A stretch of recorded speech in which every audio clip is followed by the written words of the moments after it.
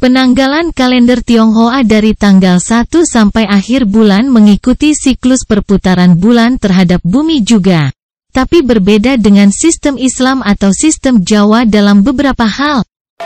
Pertama, pergantian hari sistem Tionghoa tengah malam jam 11, yang berbeda dari sistem Arab maupun Jawa yang berganti hari sewaktu matahari terbenam atau maghrib. Kedua, penanggalan kalender Tionghoa menentukan tanggal 15 pada bulan purnama, sehingga tanggal satunya biasanya, tapi tidak selalu, jatuh pada bulan mati. Sedangkan sistem Arab dan Jawa menentukan tanggal 1 saat bulan sabit baru, atau hilal, pertama kali terlihat saat matahari terbenam. Karena kedua poin di atas, penanggalan Tionghoa sesekali bisa sinkron atau umumnya lebih awal sehari, bahkan kadang 2 hari, dari penanggalan Jawa maupun Arab.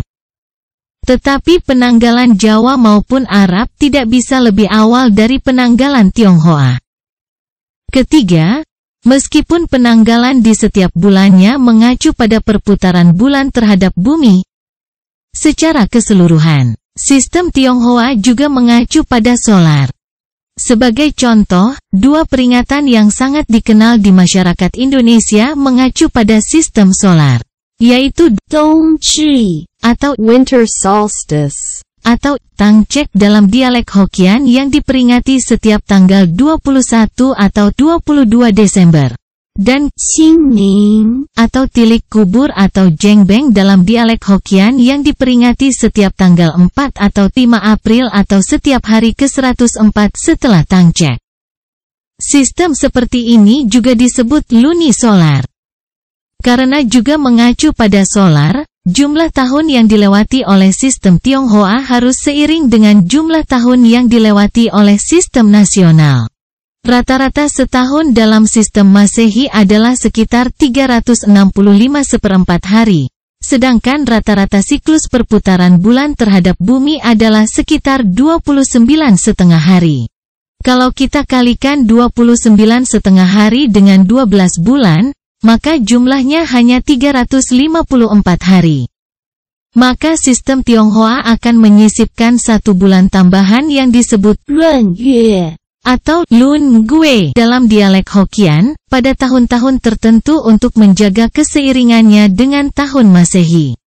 Lun Gue bisa setelah bulan apa saja, tapi katanya tidak setelah bulan pertama atau tidak pula setelah bulan terakhir, serta dipilih dengan perhitungan yang cermat untuk menjaga ketepatan penanggalan terhadap musim, terutama untuk siklus bercocok tanam.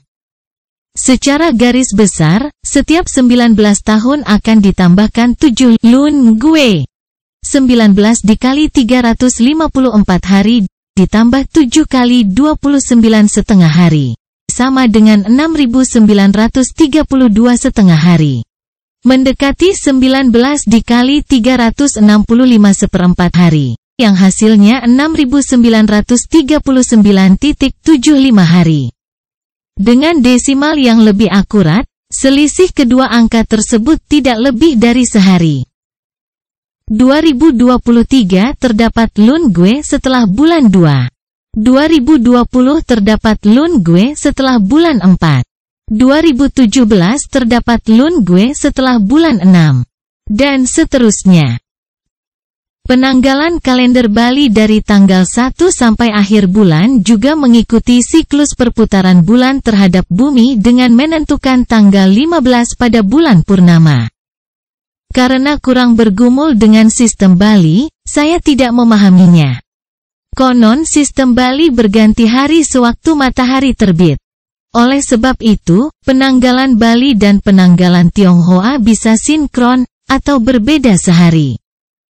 Temanku dari Bali mengatakan bahwa sistem Bali juga menggunakan lunisolar dengan menyisipkan bulan tambahan untuk menjaga hari raya Nyepi jatuh di bulan Maret.